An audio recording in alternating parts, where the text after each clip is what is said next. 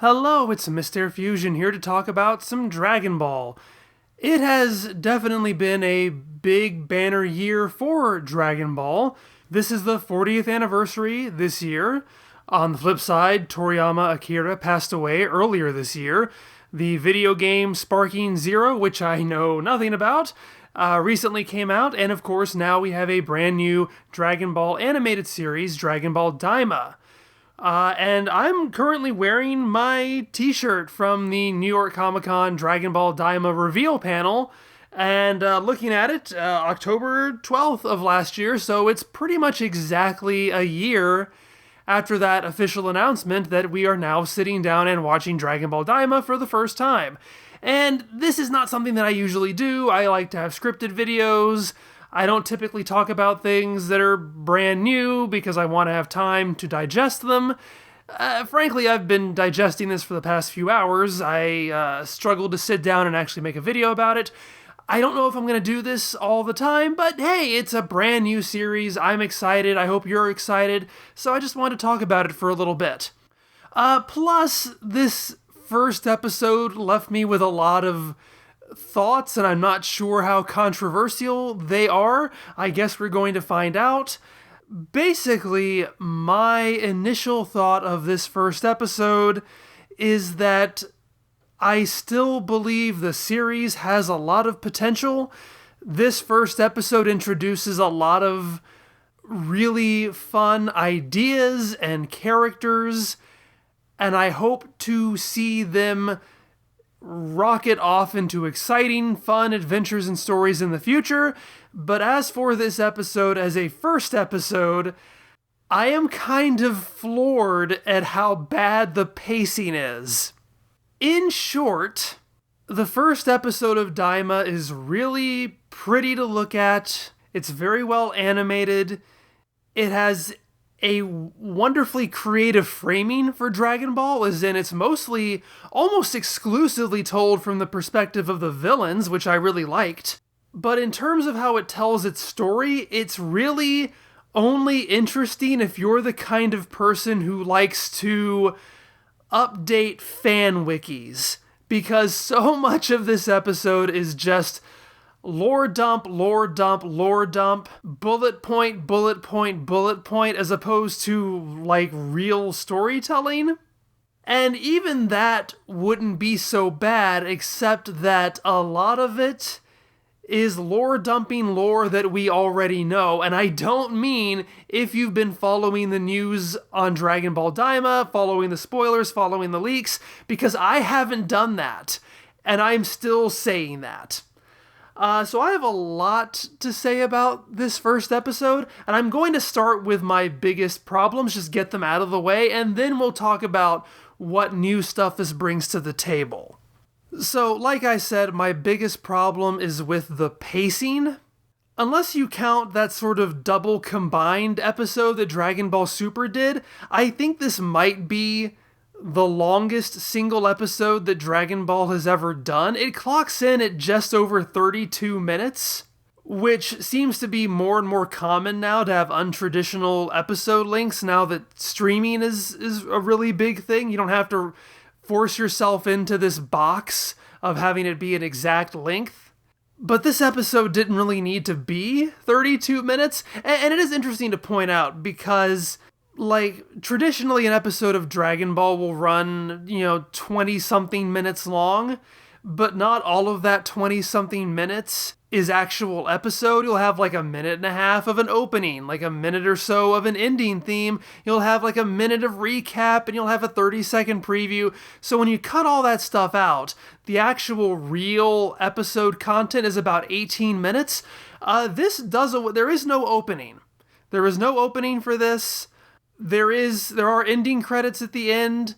There's no traditional recap. So most of that 32 minutes, I'd say at least about a solid 30 minutes, is the actual episode. But still, so much of that is recap. And I know I just said there wasn't a recap, but let me explain. I expected this episode to open with something to ease people back into the world of Dragon Ball, and I think it does that really, really well. there is a whole series recap at the very beginning, and it's animated very creatively. You have this sort of colored silhouette of Goku as a boy. You have this sort of Dragon Radar transition. You see Goku and his friends throughout the ages. All of that just looks gorgeous. It's pretty short. The only weird thing is they throw in this, and it's narrated. It's a narrated recap. The only weird thing is that they throw in this one line about, oh, hey, but also Saiyans stay youthful for most of their lives. And if I'm being generous, we know the premise of Daima, that it's about the characters becoming kids, and it might be kind of a sly reference to that. It feels kind of forced, though. Again, like there's this random guidebook factoid thrown in there. But it really is kind of indicative of what this episode is as a whole. Okay, so we've had the recap, or so we think. Then we get to our main villains. Two characters from the demon realm. One is Gomah, who has kind of taken over Dabra's place as the king of the demon realm. And then there is also Degesu, who is Shin's brother, our Kaioshin's brother. And what they're doing is they are watching the events of the Majin Buu arc to get them up to speed on what happened to Dabra and Majin Buu and all that stuff. Which, again, is an understandable thing, both to learn about these new characters through watching their reactions to prior Dragon Ball events, and also to get an audience who might not have seen this stuff in a very long time, if they've seen it at all, up to speed. And it's all reanimated. And it looks fantastic. And there's this wonderful novelty of getting to see all of this stuff in this great art style. The only issue with it is that it takes up, and I'm not even kidding here, it's a third of the episode. A third of the episode is watching characters watching the Majin Buu arc. We're basically watching people watch Dragon Ball home movies from 30 years ago, and now you're listening to me talk about these characters watching the Majin Buu arc. So there's a whole other layer of watching.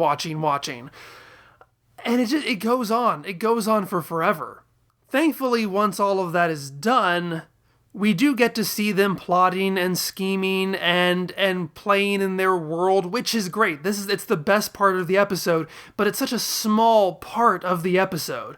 We're introduced to another villain who is Degesu's sister, Dr. Arinsu, and she's a fun design as well. We get to see them bring in their withered Namekian friend, whose name is Neva. And, they interact with each other, and it's kind of fun, and they have this weird fish portal to go to other worlds. All that stuff is great.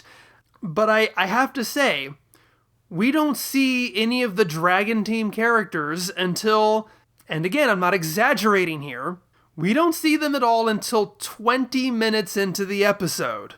And like I've said already, I don't mind that this is being told from the villain's perspective. In fact, I really like that.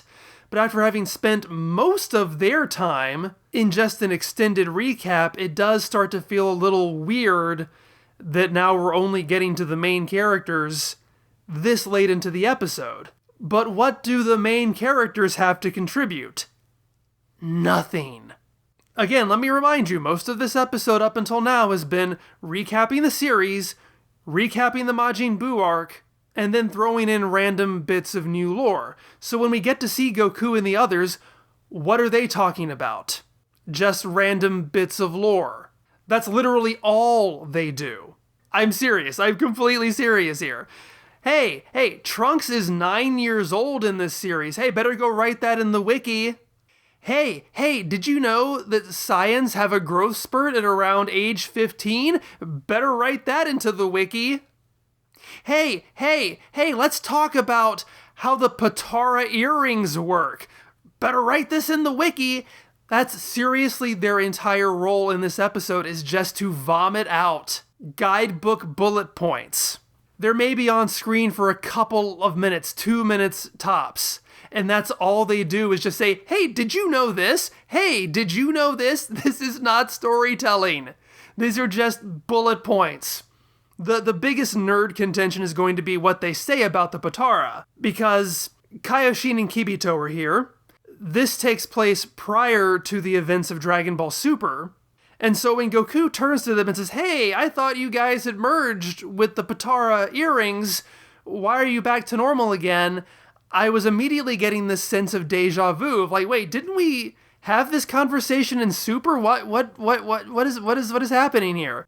And that would be weird enough, except that the answer that Kaioshin gives is actually the complete opposite answer of what Dragon Ball Super gives. So I hate that I'm having to get bogged down in this, mostly because this episode has nothing to do with the Potara earrings, so why are we even talking about this?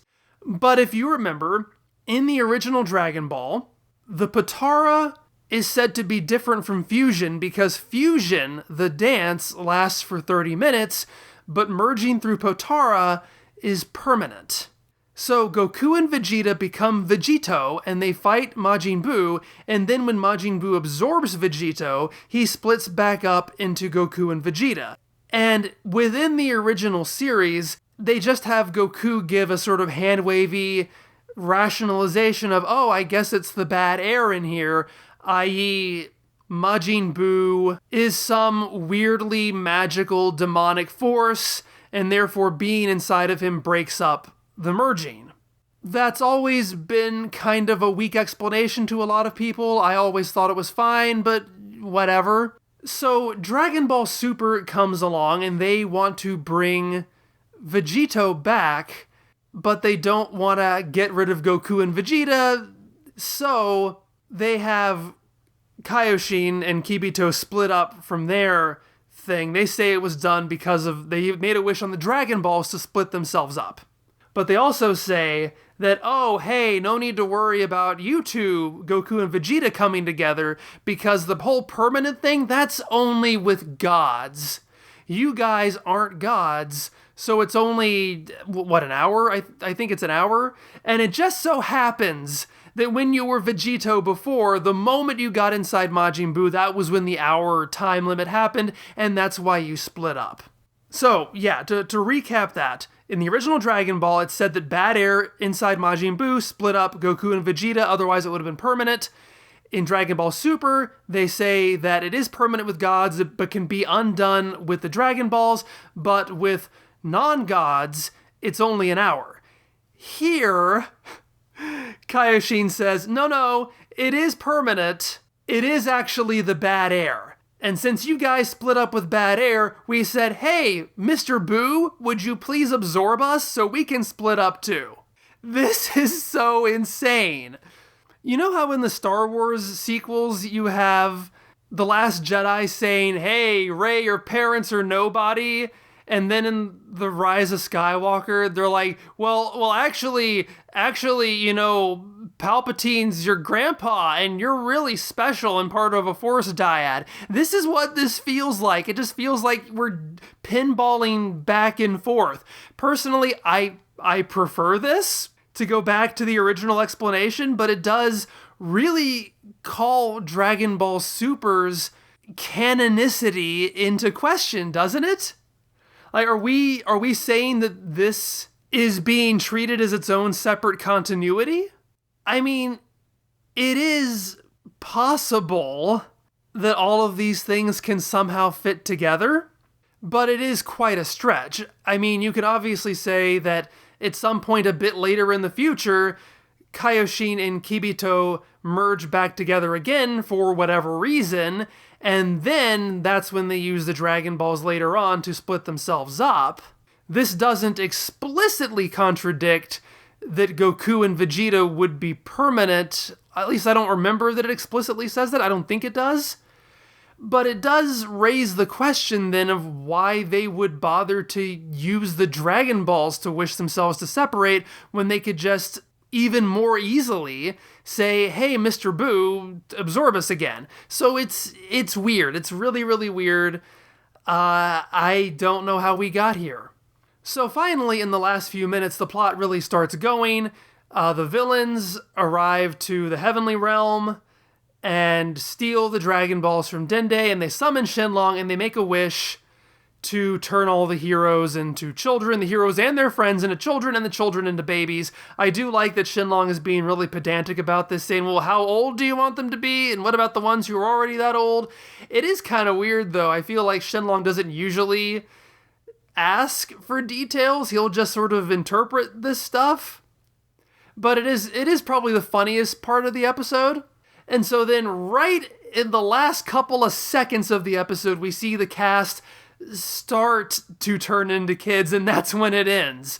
Which, again, I know it's obvious they wanted that kind of cliffhanger ending, but it feels like they really had to stretch this out to get there. There's this pretty popular tweet making a joke about how modern television shows are structured. It's called the Surf Dracula tweet, I think, where they say, oh, if you had a show in the 80s called Surf Dracula, you'd spend every episode that guy be on his surfboard fighting crime or doing whatever Surf Dracula does. But in a modern series, you'd have a full 10-episode season, and the first 9 episodes would be building up, and you wouldn't see Surf Dracula until the very last episode of the first season. And that's kind of what this feels like, is, we just had to have this cliffhanger.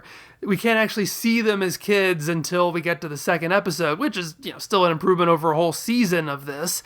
But it's like, do we need to stretch this out? I mean, say what you will about Dragon Ball GT, which this is being compared to a lot, because it also deals with Goku being turned into a kid again. But in that series, you get Goku as a kid by the end of the first act, and so you have half an episode of the first episode to play with that concept. And it's like, here you could have easily cut out half the episode, and you would not be losing anything of substance. And you'd have so much more time for actual interesting story beats to happen. Why did they structure the episode like this? Why did we waste so much time on the Majin Buu arc? Why did we waste so much time on explaining how the Patara works and explaining how Saya biology works? Why is any of that stuff in here? Why couldn't we have cut this down to what was actually important? It really boggles my mind, and truth be told, that's what sticks with me about this episode. But that's not all there is, so I do want to talk about, the other things that are actually happening here. Because when you strip out all that fat, there is a lot of fun stuff left over. Just like with Dragon Ball Super Superhero, this is going for a more manga-accurate color palette. So you see Kuririn has his white eyes, the white sclera or whatever, rather than the flesh-colored ones he had in previous animated works. You see, when you briefly see Piccolo, you see he has his red belt instead of the blue one. And Kaioshin has manga-based coloring, I'm pretty sure. So that's pretty interesting. So we do learn a lot. We spend a lot of time in the demon realm. Dragon Ball Super introduces a lot of new sets of Dragon Balls, and this series continues in that tradition. We learn that the demon realm has their own Dragon Balls, much larger than the ones from Earth. We see one of them.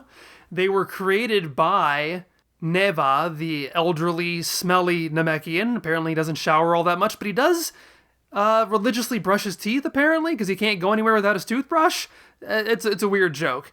They are apparently very well guarded. Neva also created 3 Tamagamis, these giant sort of menacing-looking statues, to protect them. And I'm interested to know more about them. I think they say there were three of those statues, so I assume there are only 3 Dragon Balls in this set. Because when Degesu first sees the Earth's Dragon Balls, he is surprised that there are 7 of them. And I could be wrong. I'm not fluent in Japanese, but I'm pretty sure Tamagami is just, they are ball gods, or ball guardians, or whatever. We learn that Dabra, the former king of the demon realm, had a father whose name was naturally Abra, because, as you know, if you watch Dragon Ball Dissection, my ongoing Dragon Ball analysis series, plug, Dabra's name pun comes from abracadabra. And so obviously he is the Dabra part and his father is the Abra part, abracadabra. So that's cute. It's not surprising, but we introduce a new sort of relic that's going to be important. Some kind of evil third eye that the subtitles translate as the Tertian Oculus. Who knows what that'll do, but apparently it was connected to Dabra's father. And of course, the really big seeming new lore here is about the Namekians. There's this whole thing going throughout the episode where the villains wonder if the heroes are Majin, but then they point out they can't be because they have round ears. And so then when the villains meet Dende, this is kind of like how when Vegeta and Nappa first meet Piccolo and reveal to him, oh, you're an alien, you're one of those Namekians. This is how this kind of plays out. When you're like, oh yeah, you're a demon too, you got those pointy ears.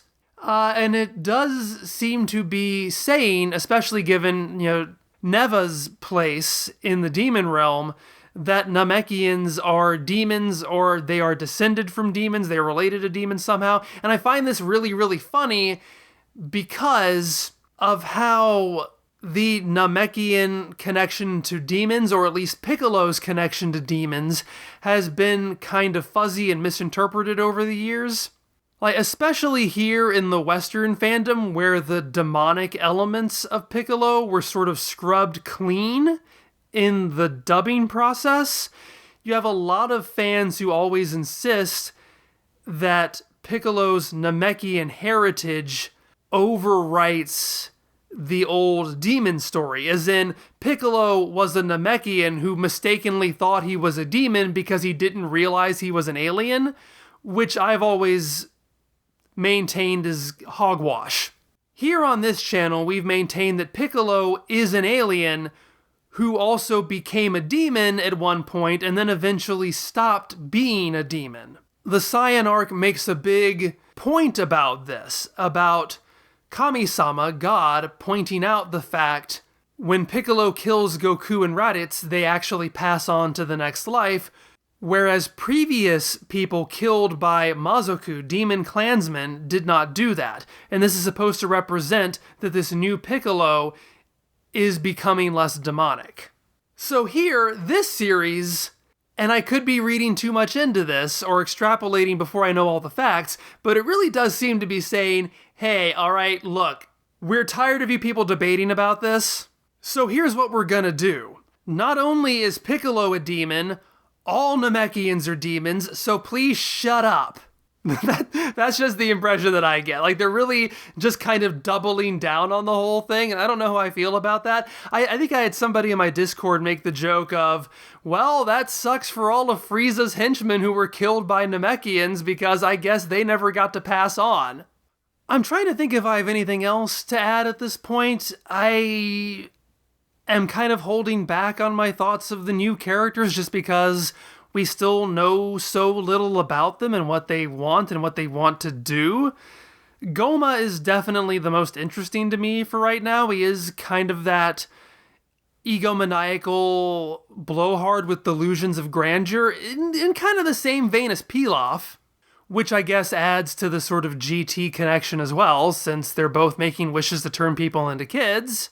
But I admit, I cannot hear the name Gomah without thinking about the monster from the Legend of Zelda series. So overall, I had a fun time with this one. It does leave me wanting more. It does introduce some interesting concepts that I think will be fun within the series. But as a first episode, it's really not that great. And again, it's mostly because of how they choose to use their time. Like, you know me, I'm big on people talking, having conversations. And this episode is really talky, it is really dense, and you might think I would like that, but it's more about how you use the time, and they didn't use the time very effectively. Rather than having, and some of this is, rather than having conversation that furthers plot and character, some of it does, most of it is just lore dumps, and that's not nearly as interesting to me, especially when a lot of that lore is stuff that we already know. So it's not that I just want them to hurry up and get into the action. I just didn't feel like a lot happened here. And it kind of reminds me of Dragon Ball Z Episode 1, which is mostly filler, which is mostly just Gohan screwing around in the woods. And when Funimation dubbed this in 1996, they cut out almost all of the first episode, and frankly, I think they were right to do that. And it does make me kind of feel like there could be a good supercut combining this with the next episode, but cutting it down significantly, and it might be better for it. So those are my thoughts on the first episode of Dragon Ball Daima.